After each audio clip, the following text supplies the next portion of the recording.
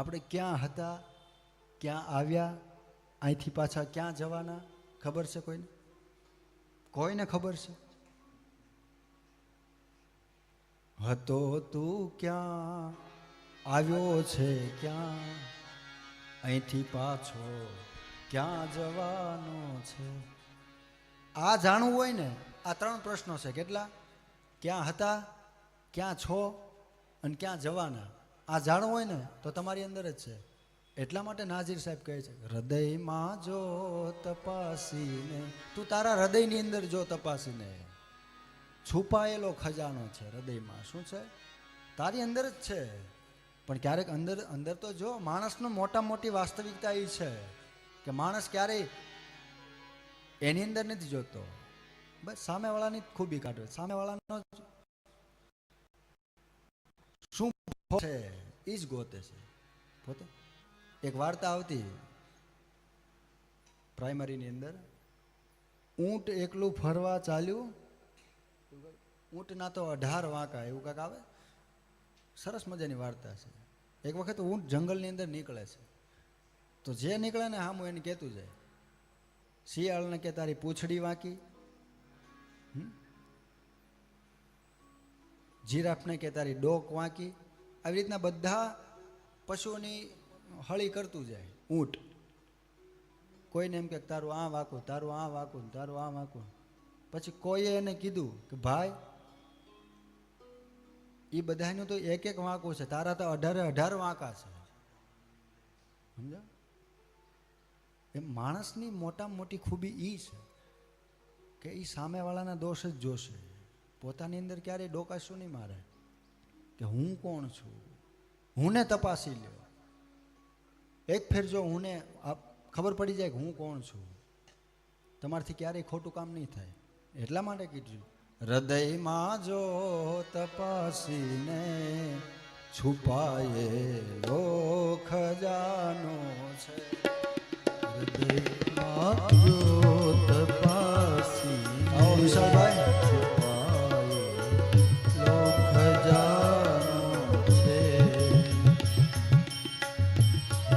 એ ધરી લે ધ્યાન ઘટમાં તું. ઘટની અંદર ધ્યાન ધરો. સદગુરુ મહારાજનો સહારો લો. ન સમજાય તો ધ્યાન કેમ ધરવું એ શીખવાડશો. પોતાની અંદર પોતાની ભૂલ ગોતો.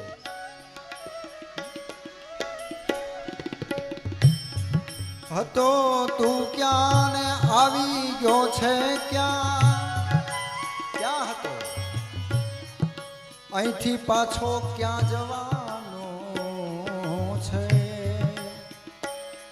હતો તું ક્યાં, આવી ગયો ક્યાં, હવે તું ક્યાં જવાનો છો. હૃદયમાં જો તપાસીને, છુપાયેલો ખજાનો છે. હૃદયમાં જો તપાસીને, છુપાયેલો ખજાનો છે. તારી અંદર જો તું છુપાયેલો ખજાનો. પ્રભુ કોણ છે, તું કોણ છે? પ્રભુ કોણ છે અને તું કોણ છે? આ જ્ઞાનથી વિચારી જો.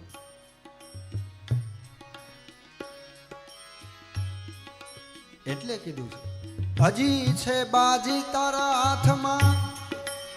એ જી, હજી તારા હાથમાં બાજી છે, હજી સુધરી જા, પાછો વળ. હજી છે બાજી તારા હાથમાં. અરે જીવ જો જરા જાગ, હવે તો જાગી જા. 70 પહોંચો, 80 પહોંચો, 60 પહોંચો, હવે તો જાગ. હજી છે બાજી તારા હાથમાં. અરે જીવ તું જો જરા જાગી. અરે ધરી લે ધ્યાન ઘટમાં તું, ધરી લે ધ્યાન ઘટમાં. અવસર મળ્યો મજા, તને આ અવસર મળ્યો છે જાગવાનો. મળ્યો મજાનો છે. આ કથાઓ એટલા માટે હોય છે, હે? સત્સંગ એટલા માટે હોય, કથાઓ એટલા માટે હોય, સૂતેલાને જગાડવા માટે છે. રે મૂર્ખ, જાગી જા. કળીનો દોર ચાલે છે જગતમાં, જામી નાસ્તિકતા. અત્યારે આખા જગતની અંદર નાસ્તિકતા ચાલે છે. કે માણસ નાસ્તિક બનતો જાય છે દિવસે દિવસે, ભગવાનથી દૂર જતો જાય છે. એ દૂર ન જાય એટલા માટે આવી કથાઓનું આયોજન થાય છે.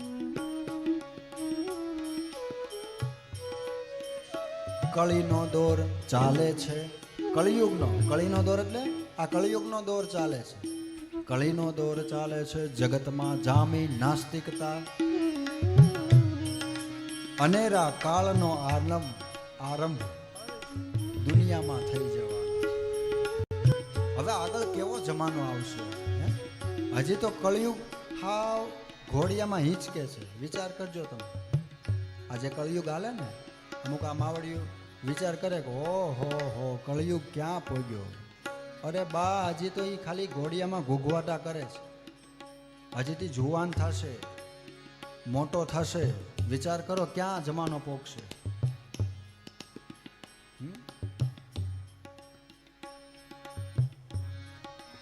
એટલા માટે કીધું છે કે સદગુરુથી જ્ઞાન લઈ લે. કોઈ ગુરુનું શરણ પકડી લ્યો, જીવન ઉદ્ધાર થઈ જાય, જીવનમાં બેડો પાર થઈ જાય. સદગુરુનું શરણ પકડી લ્યો.